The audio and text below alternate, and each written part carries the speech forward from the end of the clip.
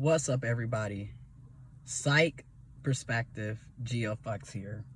And we're going to talk about adulting and how, because of the various systems of oppression, classism, poverty, low wages, not really having a work-life balance, essentially being a modern day slave, how these things make adulting very difficult. Being an adult, being responsible, being accountable, doing what you need to do to make it through life, very difficult, almost damn near impossible. Okay, let's see if I can get out the car and walk around, because I don't really like being in the car. If I can avoid just being in the car. So let's talk about it. So I'm on break and I went to a park nearby. Let's talk about it. So what gets me about the whole, situation, I just had a situation where I had to come out of pocket $849 to have the electrical cluster in my 2009 Chevy Malibu replaced in the dashboard. The engine light had been on for roughly 3.5 weeks. And I had been meaning to get it, fixed and addressed, and I was going to have a diagnostic check, because you know how it is with today's vehicles. If you have a car in the last 10 to 15 years, it's essentially a computer. And because it's a computer, anytime you have issues, a lot of the times it tends to be electrical. And when you have electrical issues, be prepared to spend booga money, because it's electrical. So the cluster needed to be replaced.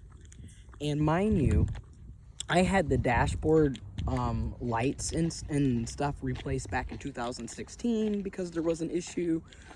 And then mind you, literally in June, I had my car at the car dealership because I had electrical issues with the frickin' passenger door and the driver's door. It would not open at all. Even when you manually pulled the lock up, it wouldn't open. And then when you use the key fob, it wouldn't open. So you would just be having to climb out of the back seat to get in and out of your car. So I had that fixed. That was $750 in June. And then in May, I had to replace the freaking car battery, which I had replaced the car battery in 2016. So, yeah, it really does become annoying. Now, granted, the car is from 2009. Got the car March of 2009. It's 11 and a half years old almost. So, in all fairness, it is, it was time to it's time to look into getting a new vehicle, So I do recognize that. But the point is, when, and I mean when do we ever have time? I love walking around, and there's like a whole, I'm at a park, and there's this is the type of stuff that I like to do. I like to hike, get a 10 pound, 20 pound, 30 pound, however many weights that are comfortable for you. A ruck bag, when you put that weight on, you add endurance. So now your walk is a little more oomph to it, a little more stamina. You can build muscle, you can build endurance, you can, so it's more of a workout. So I like that type of stuff. But if you can't, I'm on lunch break, so I'm just walking around. But anyways, or you could run up and down, back and forth, doing suicides. Again, you'll see more videos like this, where I do these types of things to kind of show people you can go outside and go work out. You do not have to be at the gym, especially in a pandemic, okay? But anyways, so I have all that going on. And I'm sitting here and I'm just like, you gotta be kidding me. Money after money after money. And I've, roughly now, and mind you, I had that done today. That was $849.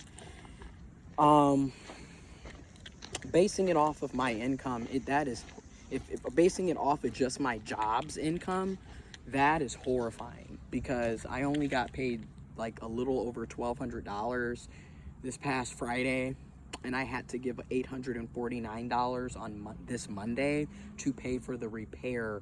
And keep in mind, I still have another 800 plus in repairs that need to be done, which I'm gonna do in sections. And I'm gonna do it in sections because I don't wanna give up another 800 plus dollars when, if I'm basing it off of just my job's income, I can't do that. You know, I got rent that I gotta pay, I got utilities, food.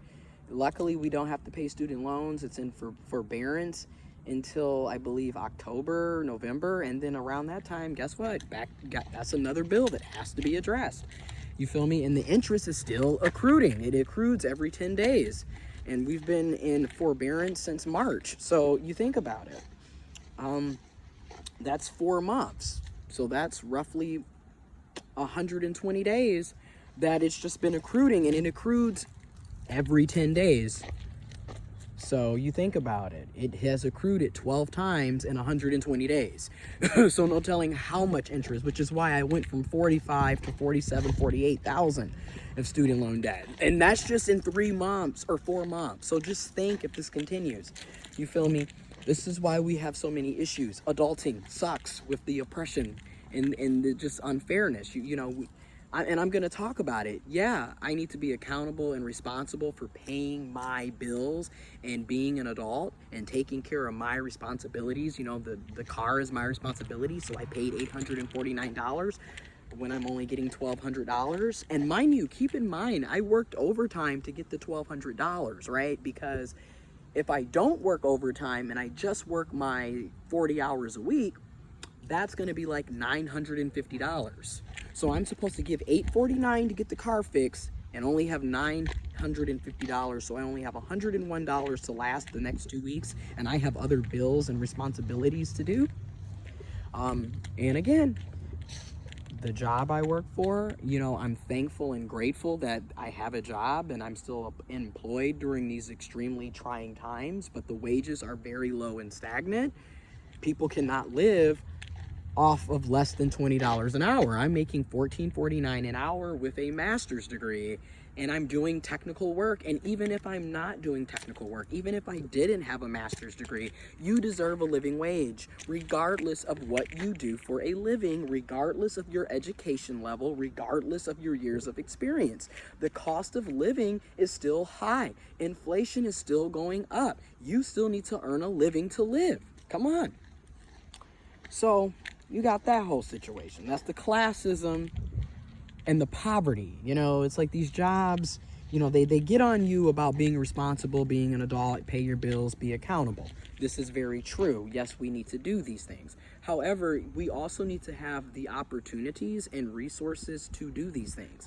You can't sit up here and blame people about being in poverty when you don't pay people living wages, and you refuse to pay people living wages, even though I work for a company that literally makes billions of dollars in a month. Billions of dollars a month in production.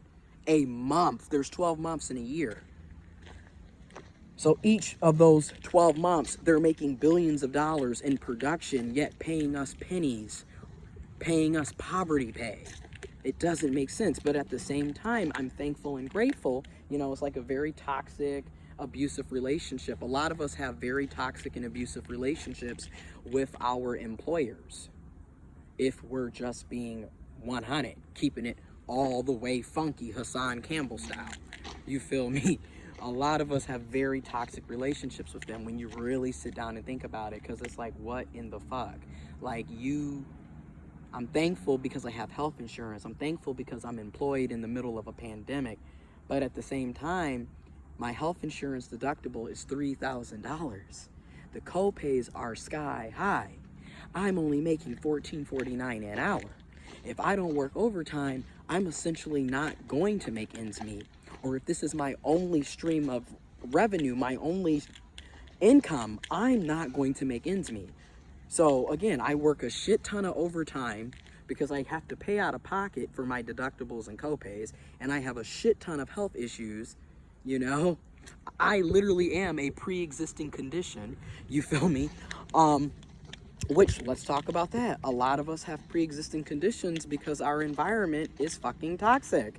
You're literally polluting the entire earth, and then you're wondering why so many of us have so many allergies and health issues. I come from the city of Flint. I lived in the city of Flint. I still go back and forth to the city of Flint. We were literally poisoned in 2014 by our governor, Rick Snyder, and his Republican administration. And we had to deal with that from 2010 to 2018. And we got poisoned in April of 2014. So a lot of us have, like, case in point, I have Graves' disease. I wonder, how did I get Graves' disease? Why did I need my gallbladder removed? Why did I have all of these issues after being poisoned? And then you would think we would have universal health care, free health care for life after our state government under Governor Rick Snyder and the Republican administration under him poisoned us. Yet, do we get assistance? Do we get help? Right now, we have numerous lawsuits and class lawsuits. And I hope everybody in the city of Flint, Michigan, if you were living there from 2014 onward up, from April of 2014 onward up, you need to make sure that you sign those class action lawsuits. Because, honey, if something does happen and positive things do come and positive affirmations and manifestations happen, hopefully justice will come and we will get some justice, because damn. But you know, again, all of these things are stacked up against us. It's damn if you do, damn if you don't. You know, yes, I should have had got my car looked at. I've been driving around with the engine light on for 3.5 weeks. But at the same time, let's look at the things. When am I going to have time to go and get the car fixed, serviced, or looked at when I'm literally working overtime every single week because you don't pay us living wages? So I got to get out here and work overtime. When I work overtime, I'm able to get time and a half. Time and a half for me is damn near $23 an hour, which is probably the wages that we're supposed to be making in the first place. When you think about it, if our wages stayed on point with the cost of inflation, the inflation and the cost of living, we should probably be at $23, $24 an hour. And that's real. That should be the minimum wage. That should be the living wage right there. And I'm going to do a video where we talk about the history of the minimum wage, because it's just so much stuff where, like, knowledge needs to be spread so everyone can be aware and informed, so we all can fight for justice, social justice, equity, freedom, rights, resources, and opportunities, so we all can live and thrive and prosper. Because we are being denied opportunities and resources left and right, okay? The fight for freedom continues. The saga continues. And mind you, this is just one of my experiences. I know people who have dealt with far more complicated, worse off situations. And I know people who have dealt with less complicated, less worse off situations.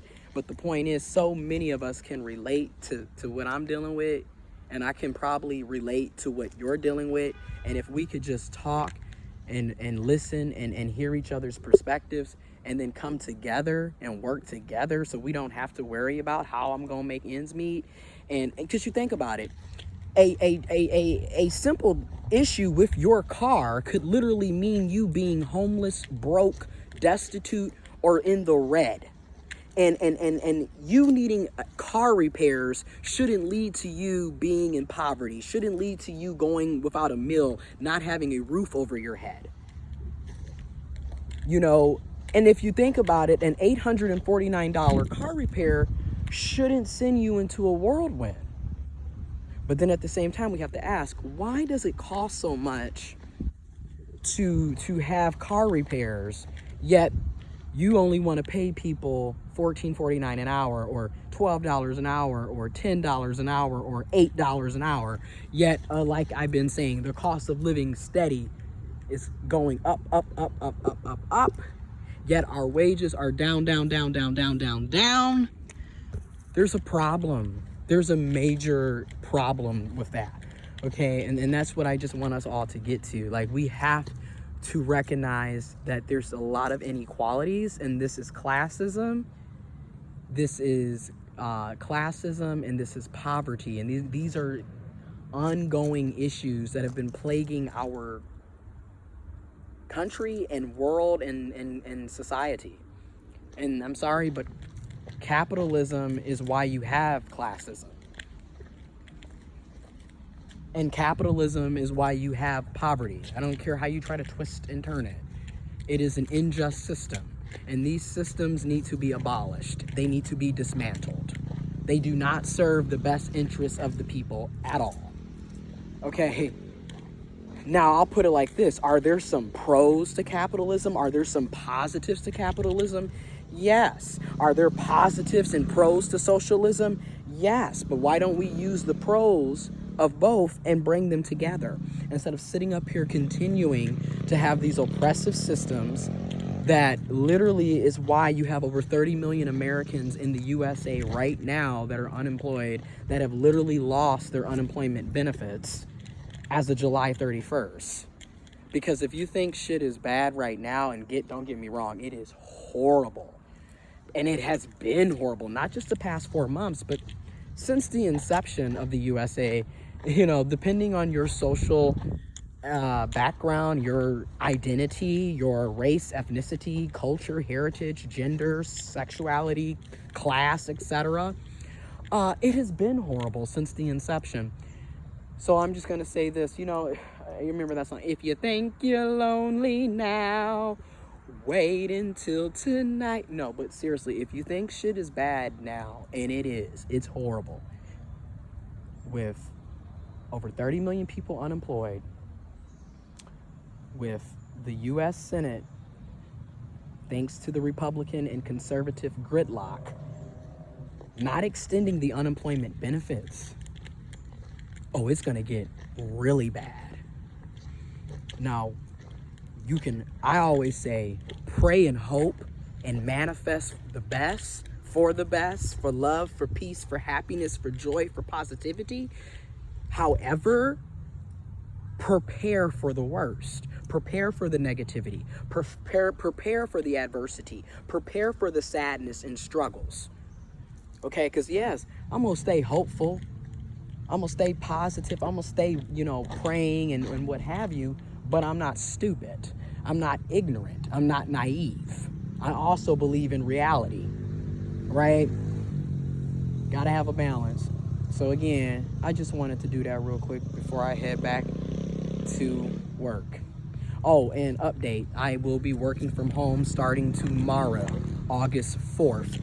Also, August 4th for a lot of us is primaries. Y'all make sure y'all get out here and vote. I'm gonna post this video tomorrow in the morning to make sure that y'all get this video. Make sure you vote in the August primaries. Now I'm gonna say this too, voting is just one of the many tools in the toolbox. It's not the end-all be-all, it's not the answer, it isn't going to solve everything. Clearly it hasn't solved everything. Hello, look at what's happening. But it is a tool in the toolbox.